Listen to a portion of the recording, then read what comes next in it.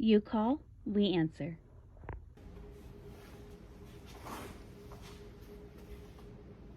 Hey Haley, Hey, how are you? wonderful. What are some of the main housing features you look for when helping a buyer consider a purchase? Okay. One of the first things that I usually consider is the age of the roof. That can be a very costly expense for a homeowner, especially if they're just buying the home. They've already put down the money for the home to be able to purchase it, and then they come to find out a few months later they need a new roof. So I definitely want to take that into consideration. If it's any older than 10 years, you definitely want to make sure that it is thoroughly inspected. Yeah, the structure of the home, the bones, it's very important. Absolutely. The foundation, settlement is supposed to happen, but if there's some major concerns, those should be inspected thoroughly before Absolutely. Deciding on the home. What would be an average cost, would you say, would be of fixing a foundation in a home? Oh, it could be as little as a couple of thousand or up to several thousand. Oh, that's a pretty big expense. It is. So it's important to make sure that you have a home inspection. Because we can't see what the eyes don't visually see. Absolutely. So somebody that's trained in that may be able to spot something that we can't see. Okay, and in our area, what would you say is around the average cost of a home inspection to be done by a licensed home inspector? Typically they start around 300, can go up to maybe 425. It depends on how large the home is. But I would ask the home inspection company before selecting one what services they include in their inspection. If they guarantee their inspection, and if there's any special features they use to inspect. Do they use heat sensor guns or different things to look past the things that we can't see with our eyes? Right. Absolutely. That's a very good point. And then what would you say about ACs? Ooh. It's Georgia. It's Yeah. hot here, guys. It is hot. It is very We're hot. very humid here, so if you're anything like me, I need my AC to function. In an older home, you want to look to make sure that the AC has been properly maintained, that the coils are clean. Just because it's maybe a 10-year-old unit doesn't mean that it has to be replaced, as long as it's been maintenance. So that's something that you can look at, and you can kind of see how that's been done just by viewing the house. Okay. But your inspector would be able to tell you a little bit more. Absolutely. Okay. What about water heaters? Does that ever become an issue inside a home whenever we're buying? So a hot water heater is, it's typically like you leave it and don't mess with it. You don't really service a hot water heater if the thermostats go bad. You replace those, but there's no really servicing. And I just learned that through my property management experience. I'm not an expert on any of this. But a hot water heater is meant to last for 30, 40 years. Okay. So if you're purchasing a 10-year-old house, the hot water heater should be fine. What would you say if you saw like some signs of rusting going on in the water heater? I would definitely have a plumber look at it, because they may be able to tell that maybe it's just that it maybe had some minor leaks that were able to be repaired. But a hot water heater, you're typically looking at about maybe $1,400 or $1,500 to replace. Oh, okay. That's probably one of the lesser of the evils. Oh yeah, out of your main components, it is one of the cheaper things to replace. Okay. So what do you think about cosmetics? So that is one thing that I get a lot whenever I'm showing houses is I do not like this paint color. That's probably one of the first things I hear in a lot of homes. And I try to always explain to buyers that paint is very easily done and that it's affordable for you to even do yourself. So if you don't like the paint color in one room, let's say one room's green, one room's pink, you can paint it a neutral color yourself, and it's also affordable to have done prior to you even moving in. So after you purchase the home, you can have a contractor come in and paint those few rooms and so forth. But overall, I would say, just like Sandy was saying, that those main components are going to be your main worries with the property. Those are going to be your money costers. Yeah. So to look past the cosmetics and look at the bones. Yes. Mhm. Yes. And you know, your cosmetics, they kind of change as we age. You know, like I can't tell you how many times I've changed the decor of my own home because, you know, 5 years ago I wanted, you know, something a little more pizzazz, and now I'm more wanting softer, smoother things. Yeah. So I mean, your wall color, that's a real simple fix. You know, if you wanted to be the one to paint your house, me personally, I don't want to have to paint my own house. But it does take a lot of time. you know, you when you're looking at buying a property, you should be looking at maybe like a year goal type thing, whether or not you plan on being here for 5 years. So, you know, are the walls really going to affect you for 5 years? Or is it something that you just don't really care for? Or is that not a room that you're going to go into? Mm-hmm. So you want to spend the money where it's most wise at. Absolutely. I 100% agree. You don't want to be without AC. You don't want to be with a leaking roof.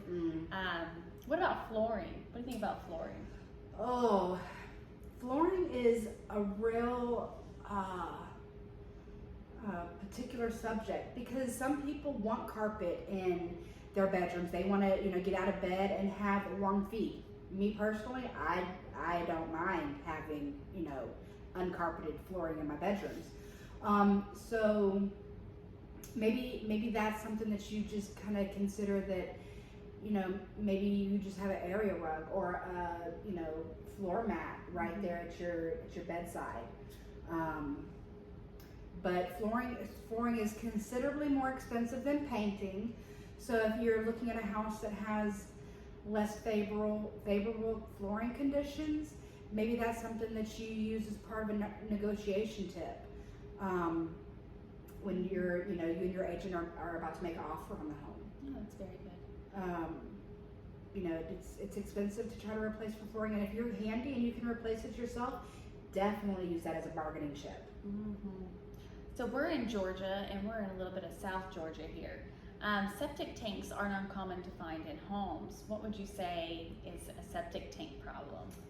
So, property management experience. Again. So it all depends on the age of the home and when the home was initially built. Mm-hmm. So, you know, 10 years ago, our rain levels was nowhere near how much rain we get now. So depending on the type of system that was installed is going to determine if you're going to have regular septic tank problems. That doesn't mean you're going to always have a septic tank problem. But in the heavy rain time, so in the last couple of weeks, we've had a lot of rain. And so if you're on a gravity fed system, you're going to have a little slow drainage because the septic tank is already full and the drain filled because of the amount of rain we've had. Yeah. So that's important to know is what kind of system you have. You either have gravity fed or you have a sump pump system. And you know, if your realtor does not have knowledge of that, definitely reach out and speak to a septic tank company. The health department. Yeah, somebody that can kind of answer the questions for you. And you know, always ask the seller if they've had you know, regular issues during heavy rain. And it may just be something that you don't do a lot of laundry or you know, run the dishwasher when you have rain. It's simple things that are not major problems. It's just things to do to prevent from having a problem. So would one of the safer things be maybe to ask that it's inspected usually inside the contract if that's applicable? Absolutely, absolutely. And ask them when the last time it was pumped. Sometimes it doesn't need to be pumped. If the system is working properly, then you typically, only pump it maybe every 5 years or so. Okay. And size of your family matters too. Oh yeah. So if you have, a large family, then you want to make sure that system is going to support that family. Because more laundry, more dishwashers being ran, More showers, more toilet flushes, all of those things matter. Absolutely. Okay. That's really good knowledge.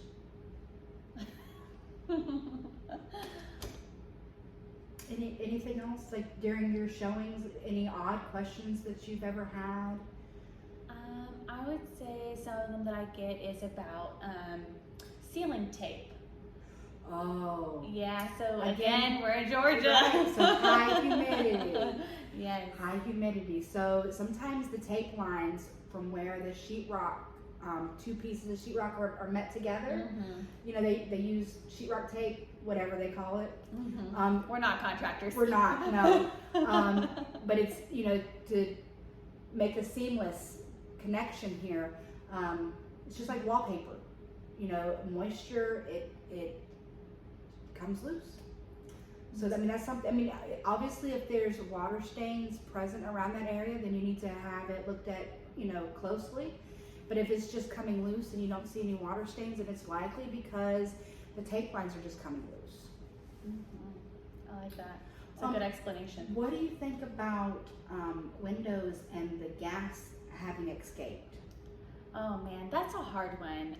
So it can be unsightly, but I feel as though it's a little bit unsightly, but it doesn't usually end up inside a contract, and that's because windows are expensive and they take a long time to come in. So a lot of the times lenders don't allow you to close on the house until everything's been repaired. So if you include that one window in it, you could end up 2-3 months easily out in escrow where you're unable to close. Now it is something that is repairable or it is replaceable, but that might be negotiation of maybe a seller contribution to you as opposed to putting it inside a contract to actually be repaired. So the window is still functionable, just because and the gas escaping is from a 2-pane window, which is more energy efficient. And sometimes no damage has to be done. It's just a poor sill, and over time that gas has escaped and it's caused the window to kind of fog. But it still functions. And sometimes sellers have a hard time spending money on something that is still functionable, especially if they're already in agreement to contribute to closing costs. And then some windows, you're looking at maybe $400 or $500 to replace.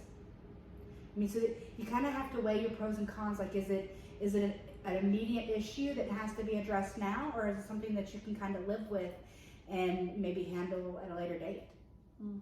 Absolutely, I agree. It was nice talking with you. It was very nice. All right, maybe we do this again. Maybe next week, same time. All right. All right, guys. Thanks, guys. Bye.